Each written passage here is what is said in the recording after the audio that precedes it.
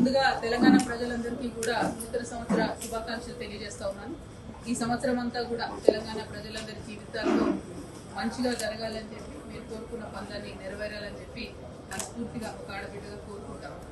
మరి ఇవాళ నేను రాజీనామా చేసి దాదాపుగా 4 నెలలు, రేపు 3వ తారీఖు అయితే 4 నెలలు అవుతుంది. కానీ ఇంతవరకు నా గౌరవ కౌన్సిల్ చైర్పర్సన్ గారు నా రాజీనామాను ఆమోదించలేదు. అందుకని ప్రత్యేకించి ఇవాళ వారి వచ్చి కలిసి మరి నా రాజీనామాను ఆమోదించే ముందు నాకు ఒక్కసారి కౌన్సిల్లో మాట్లాడే అవకాశం ఇవ్వాలని చెప్పి వారిని రిక్వెస్ట్ చేయడం జరిగింది. మరి మోస్ట్ ప్రాబబ్లీ 5వ తారీఖు అవకాశం ఇస్తామని చెప్పి వారు చెప్పడం జరిగింది. వారు 5వ తారీఖు ఇచ్చే అవకాశాన్ని సద్వినియోగం చేసుకొని మరి నా రాజీనామాకు కారణాలు ఏంటో కూడా సవివరంగా వివరించి on the floor of the house నేను మళ్ళొకసారి నా రాజీనామాను యాక్సెప్ట్ చేయమని అడగబోతా ఉన్నాను. సో ఈ విషయాన్ని తెలంగాణ ప్రజలందరికీ తెలియజేస్తూ ఉన్నాను. పార్లమెంటరీ ప్రాక్టీసెస్ కానీ మనము ఫాలో అవ్వాల్సినటువంటి ప్రొసీజర్స్ కానీ కరెక్ట్గా ఫాలో అయితే బాగుంటుంది. అందుకనే ఆ రోజు అవకాశం తీసుకొని మాట్లాడి నా రాజీనామా కారణాలు కూడా వివరిస్తారని ఈ సందర్భంగా మీ అందరికీ తెలియజేస్తా ఉన్నాను.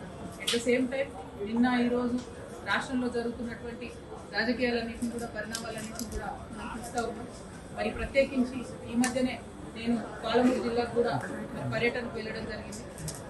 10 ఏళ్ల బీఆర్ఎస్, 2 ఏళ్ల కాంగ్రెస్ లో కూడా పాలమూరు రంగారెడ్డి ప్రాజెక్ట్ అనేటటువంటిది 1 ఎకరానికి కూడా నీళ్లు ఇవ్వలేకపోయినటువంటి మాట 100% వాస్తవం. అయితే 10 సంవత్సరాలు బీఆర్ఎస్ ఈ ప్రాజెక్ట్ ని సాగదీసిందని చెప్పి నిన్న గౌరవ ముఖ్యమంత్రి గారు ఏవైతే విమర్శలు చేసినారో అవి మాత్రం నేను తీవ్రంగా ఖండిస్తా ఉన్నాను. ఎందుకంటే ఒక ఉద్యమ నాయకుడిని పట్టుకొని టెర్రరిస్ట్ కసబ్తో కంపేర్ చేస్తూ ఒకసారి ఉరేయాలి, రాళ్లతో కొట్టాలి అనేటటువంటి మాటలు ఏవైతే మాట్లాడిందో అది ముఖ్యమంత్రి పదవిలో ఉన్నటువంటి వ్యక్తులు మాట్లాడే మాటలాగా లేవు. దీన్ని మేము చాలా తీవ్రంగా ఖండిస్తా ఉన్నాం. మరి ప్రత్యేకించి నేను కేసీఆర్ గారి బిడ్డగా రేవంత్ రెడ్డి గారు అట్లాంటి మాటలు మాట్లాడుతూ ఉంటే నా రక్తం మరిపోతా ఉంది. ఎందుకోసం అంటే చేసినటువంటి ఉద్యమం, చేసినటువంటి త్యాగం, వచ్చినటువంటి రాష్ట్రం డెఫినెట్ గా కేసీఆర్ గారి ఉద్యమ ఫలితమే.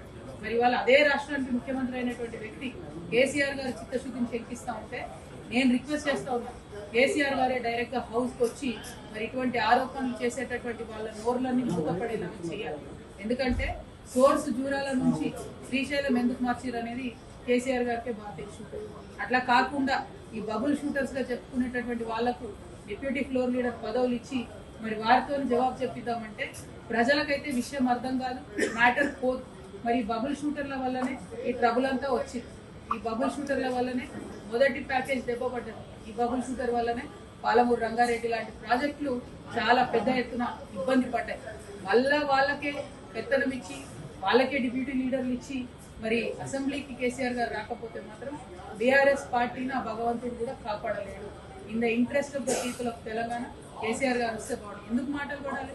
తెలంగాణ ఉద్యమంతో సంబంధం లేనటువంటి వ్యక్తులు, ఏదో అనుకోకుండా అందలం ఎక్కినటువంటి వ్యక్తులతోని కేసీఆర్ గారు మాటలు పడే అగత్యం రాకూడదని ఒక బిడ్డగా నేను చెప్తా ఉన్నాను. అది పక్కన పెడితే రాజకీయంగా ఈ 2 సంవత్సరాల్లో అధికారంలో కాంగ్రెస్ కూడా 1 ఎకరానికి కూడా పాలమూరులో అదనంగా నీళ్ళు ఇవ్వలేదు. ముఖ్యమంత్రి గారు నిన్న ప్రెస్ మీట్ పెట్టి చాలా మాటలు మాట్లాడిండ్రు, చాలా ప్రగల్భాలు పలికిండ్రు. నిజంగా మీరు పాలమూరు బిడ్డ అయి ఉంటే సరే, పాలమూరు రంగారెడ్డికి రకరకాల లీగల్ కాంప్లికేషన్స్ ఉండొచ్చు, కానీ బీమాకి ఏమైంది, నెట్టెంపాడికి ఏమైంది, మీరు ఎందుకు వాటి మీద దృష్టి పెట్టలేకపోయారు? అదేవిధంగా తుమ్మిళ్ళకి ఏమైంది, కల్వకుర్తికి ఏమైంది? ఇవాళ మొత్తం ఫుల్ వాటర్ వస్తా ఉన్నాయా? కల్వకుర్తిలో 2 మోటార్లు రిపేర్ ఉంటే ఇంతవరకు ఎందుకు రేవంత్ రెడ్డి గారు 1 అడుగు ముందుకేసి 1 రూపాయి దానికి ఇవ్వలేదు? బీమా హాఫ్ కెపాసిటీకి అలా సప్లై చేస్తూ ఉంటే ఎందుకోసం ముఖ్యమంత్రి గారు దాని మీద మాట్లాడతారు? నెట్టెంపాడు మేము డైరెక్ట్ గా రిజర్వాయర్లు అన్ని చూసి వచ్చినాం. 4 టీఎంసీ రిజర్వాయర్ అన్న కాడ 2 టీఎంసీ కూడా నీళ్లు లేవు. ఎందుకు దాని మీద ముఖ్యమంత్రి గారు మాట్లాడతలేరు? నిజంగా మీకు చిత్తశుద్ధి ఉంటే మీరు నిన్న ఏదైతే కేసీఆర్ గారిని క్రిటిసైజ్ చేసిండ్రో, జూరాల నుండి సోర్స్ మార్చి శ్రీశైలం పెట్టినని చెప్పిరో, మీరు కొడంగల్, నారాయణపేట, మక్తల్ లిఫ్ట్ ఇరిగేషన్ కి మళ్ళీ మీరెందుకు జూరాల సోర్స్ పెట్టడం లేదు? మీరెందుకు లక్ష్మీదేవిపల్లి రిజర్వాయర్ కట్టడం లేదు? మీరెందుకు భీమా నుండి సోర్స్ పెడుతున్నారు? అక్కడ నీళ్లు లేవు. భీమా అనేది ఒక పిల్ల కాలువ, దాని నుంచి వాటర్ వచ్చే ఆస్కారం ఉండదు. అటువంటి దగ్గర మీరెందుకు సోర్స్ పెడతా ఉన్నారు? మీకేం లాలుచి ఉంది ఆంధ్ర పాలకులతో? ఆంధ్రాలో చంద్రబాబు నాయుడు గారు ఉన్నా, జగన్మోహన్ రెడ్డి గారు ఉన్నా, వాళ్ళు మన నీటిని దోచుకొని పోయే ప్రయత్నమే చేస్తున్నారు.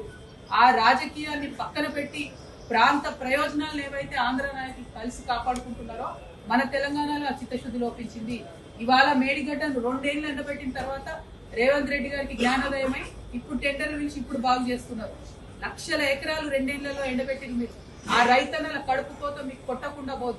అదే విధంగా కృష్ణాలో కూడా 2 సంవత్సరాల ప్రాజెక్టు గురించి మాట్లాడకుండా మాలాంటి వాళ్ళందరం పోయి అక్కడ చూసి వచ్చిన తర్వాత ఇప్పుడు పెద్ద ఎత్తున మాట్లాడుతూ క్రిటిసైజ్ చేస్తున్నారు. అది మీ యొక్క చిత్తశుద్ధి లేనితనాన్ని, పాలమూరు ప్రజల నుంచి పాలమూరు బిడ్డగా చెప్పుకుంటున్న మీ యొక్క వైఫల్యాన్ని మాత్రమే పదే పదే తెలంగాణ ప్రజల ముందు చూపిస్తా ఉంది. నేను ఇవాళ డిమాండ్ చేసేది ఒకటే, ఏ ప్రాజెక్ట్ అయినా సరే రాజకీయాలకు అతీతంగా ముందుకెళ్ళాలి, ప్రజా ప్రయోజనాన్ని కాపాడాలి. అది కాపాడే విధంగా ముందుకు పోవాలి తప్ప ప్రతి ఒక్కదాన్ని రాజకీయంతో ముడిపెట్టి ప్రాజెక్టు నాపితే ఏదో ప్రతిపక్షాలను బదనం చేయొచ్చు అనే ప్రయత్నం కరెక్ట్ కాదు. ఇప్పటికైనా పాలమూరు రంగారెడ్డి ఇంటేక్ సోర్స్ మార్చండి, మార్చినటువంటి దాంతో పనులు చేయండి. అయినా ఒక్క మాట నేను అడుగుతా ఉన్న తెలంగాణ ప్రజలు కూడా గట్టిగా ఆలోచన చేసుకోవాలి. ముఖ్యమంత్రి గారు ఒక మాట చెప్పారు, నిన్న పాలమూరు రంగారెడ్డి మీద మొత్తం ఎన్జిటి స్టే ఇచ్చిందని చెప్పారు.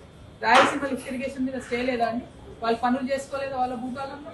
పోతిరెడ్డిపాడు మీద స్టే లేకుండానా వాళ్ళు పనులు చేసుకోలేదా వాళ్ళ భూభాగంలో? మరి మీరు 2 సంవత్సరాల నుంచి 27,000 ల్యాండ్ అక్వైర్ అయి ఉంటే కూడా ఒక్క కాలువ కూడా ఎందుకు తవ్వలేదు? మీ డిప్యూటీ సీఎం గారి దగ్గర, ఫైనాన్స్ మినిస్టర్ గారి దగ్గర 12,000 ఫైళ్లు పెండింగ్ ఉన్నాయి. అందులో పాలమూరు రంగారెడ్డి ఇరిగేషన్ సంబంధించిన ఫైళ్లు, జిఎస్టీ యాడ్ అయిన ఫైళ్లు కూడా పెండింగ్ ఉన్నాయి. అందుకే ఒక్క కాంట్రాక్టర్ కూడా ఒక్క తట్టెడు మట్టి కూడా తవ్వుతలేడు. మీ వైఫల్యాన్ని కప్పిపుచ్చుకోవడానికి మీరు కేసీఆర్ గారిను ప్రతిపక్షాలను తిడతామంటే ఇవాళ ఎడ్డి గుడ్డి తెలంగాణ కాదు, ప్రతి ఒక్కటి తెలిసిన తెలంగాణ. ప్రజలందరికీ వాస్తవాలు తెలుసు, తెలిసేటట్టుగా చెప్పడానికి తెలంగాణ జాగృతి బయలుదేరింది, జనం బాట పట్టింది. అందుకే ఇవాళ మీరందరూ కూడా అసెంబ్లీ పెట్టారు. ఎవరి కోసం పెట్టింది అసెంబ్లీ? మీరు పెట్టి మీరు బీఆర్ఎస్ తిట్ట, బీఆర్ఎస్ మిమ్మల్ని తిట్ట, ప్రజా సమస్యలు మాట్లాడకండి, అసెంబ్లీలో టైంపాస్ చేయండి, రీల్స్ చేసుకోండి, బయటికి వెళ్ళండి. ఇది కరెక్ట్ పద్ధతి కాదు. గౌరవ ముఖ్యమంత్రి గారు నేను మళ్ళీ రిక్వెస్ట్ చేస్తా ఉన్నా, మీ మాట తీరు మార్చుకోండి. కరెక్ట్ మాట కాదు ఇది, తెలంగాణ పౌరుషాన్ని చూపించే మాట తీరు కాదు, ఇది అవమానకరమైనటువంటి మాట తీరు. దేశంలో ఉన్నటువంటి టెర్రరిస్టులతో మీరు మీ ప్రతిపక్ష నాయకుల్ని పోలుస్తా ఉన్నారంటే మీరు చేసేది కూడా దేశ ద్రోహమే అన్న విషయాన్ని నేను ముఖ్యమంత్రి గారికి మరొకసారి తెలియజేస్తూ, మరి చైర్మన్ గారు నాకు ఏదైతే అవకాశం ఇస్తున్నారో 5వ తారీఖు నాడు దాన్ని సద్వినియోగం చేసుకొని నేను రాజీనామా చేయడానికి గల కారణాలను తెలంగాణ బిడ్డలందరికీ కూడా ఎక్స్ప్లెయిన్ చేస్తానని చెప్పి తెలియజేస్తూ సెలవు. జై తెలంగాణ.